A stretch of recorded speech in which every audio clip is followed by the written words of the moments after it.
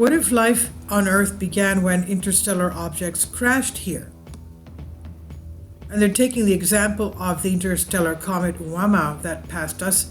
On October 19, 2017, astronomers with the Pan-STARRS survey detected an interstellar object, ISO, passing through our solar system for the first time. The object, known as 1I217U1 Oumuamua, stimulated significant scientific debate and is still controversial today. One thing that all agree with was that the detection of this object indicated that ISOs regularly enter our solar system, interstellar objects, and what's more, subsequent research has revealed that on occasion some of these objects come to Earth as meteorites and impact the surface of our planet. And this raises a very important question. If ISOs have been coming to Earth for billions of years, could it be that they brought the ingredients for life with them? In a recent paper, a team of researchers considered the implications of ISOs being responsible for panspermia, the theory that the seeds of life exist throughout the universe and are distributed by asteroids, comets, and other celestial objects. According to their results, ISOs can potentially seed hundreds of thousands or possibly billions of Earth-like planets throughout the Milky Way. The team was led by David Cow, a senior student at Thomas Jefferson High School for Science and Technology, TJSST. He was joined by Peter Plavkin, an associate professor of physics and astronomy at George Mason University, GMU, and the director of the Mason Observatories, which Michael Summers, a professor of astrophysics and planetary science at GMU, and their paper, The Implications of Oumuamua on Panspermia, recently appeared online and is being reviewed for publication by the American Astronomical Society, AAS. To briefly summarize, panspermia is a theory that life was introduced to Earth by objects from the interstellar medium, ISM, and according to this theory, this life took the form of extremophile bacteria capable of surviving the harsh conditions of space. Through this process, life is distributed throughout the cosmos as objects pass through the ISM until they reach and impact potentially habitable planets. This makes panspermia sustainably different from competing theories of how life on Earth began, also known as biogenesis, the most widely accepted of which is the RNA world hypothesis. This hypothesis states that RNA preceded DNA and proteins in evolution, eventually leading to the first life on Earth, hence which arose indigenously. But as Cow told Universe Today via email, panspermia is difficult to assess. He said panspermia is difficult to assess because it requires so many different factors that need to be incorporated, many of which are unconstrained and unknown. For instance, we must consider the physics behind panspermia. How many objects collided with Earth prior to the earliest fossilized evidence for life? Biological factors. Can extremophiles endure supernova gamma radiation, and so on? In addition to each of these factors, are questions we do not have answers to yet, or we cannot model effectively. For example, the number of extremophiles that actually reach the Earth, even if a life-bearing object collided with Earth, and the probability that life can actually start from the foreign extremophiles. The collection of these factors, along with many more, such as the changing star formation rate and the recent detection of several rogue, free-floating planets, makes panspermia difficult to assess, and therefore our understanding of the plausibility of panspermia is consistently changing. The detection of Oumuamua in 2017 constituted a major turning point for astronomy, as it was the first time an ISO was observed.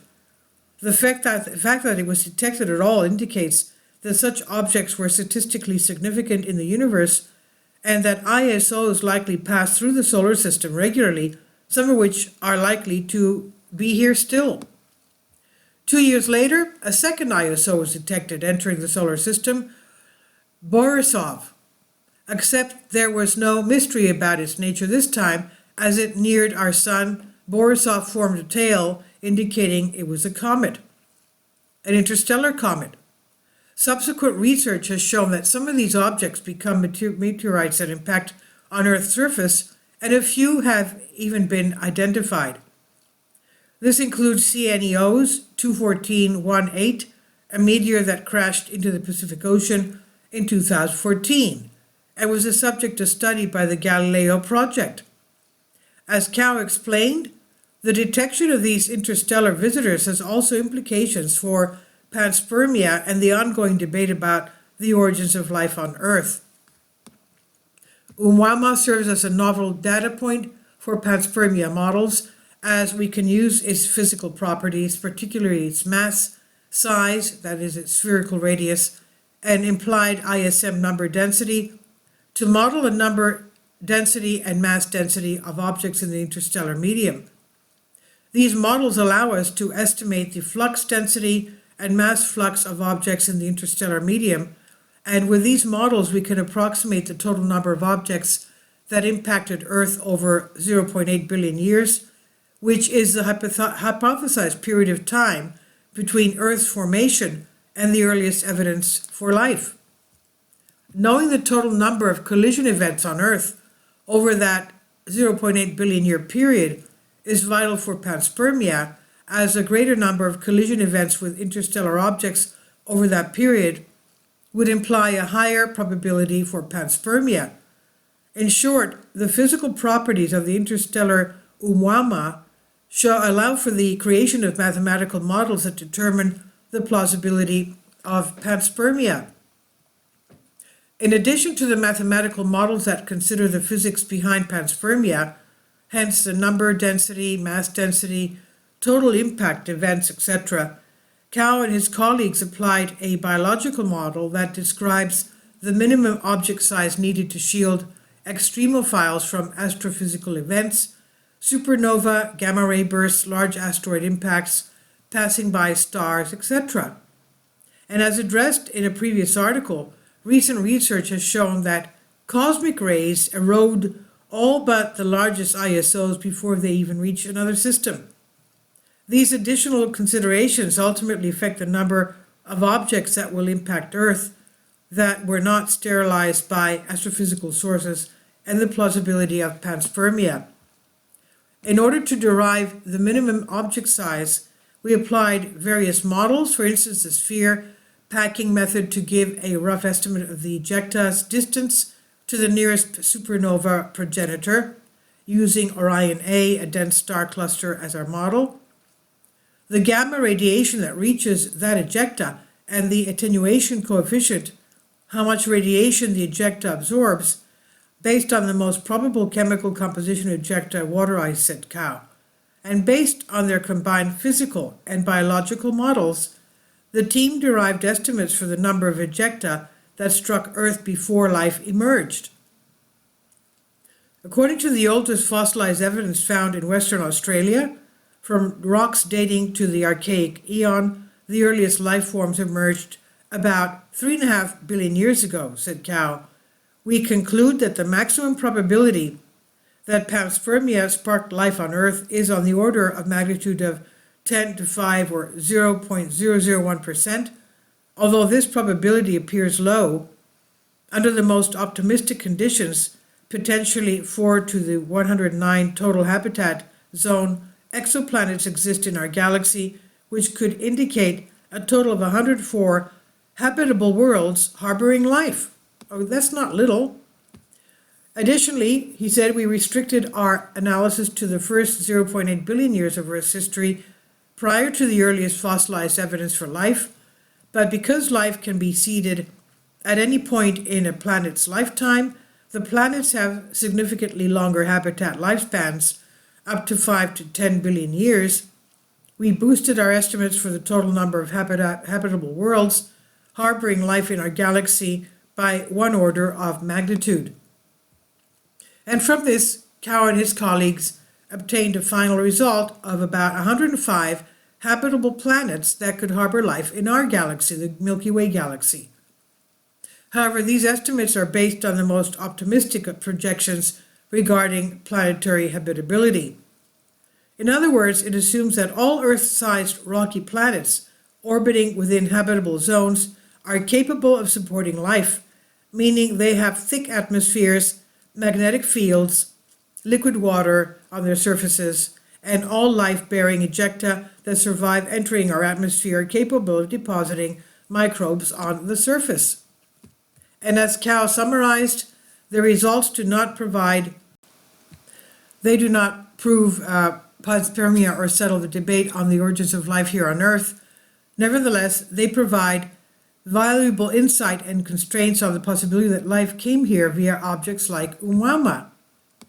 And no matter what the findings are likely to have significant implications for astrobiology, which is becoming an increasing diverse field, they said we incorporate physics, biology, and chemistry into studying panspermia as the origin of life, and that is rare to have such a diverse range of topics in one research area.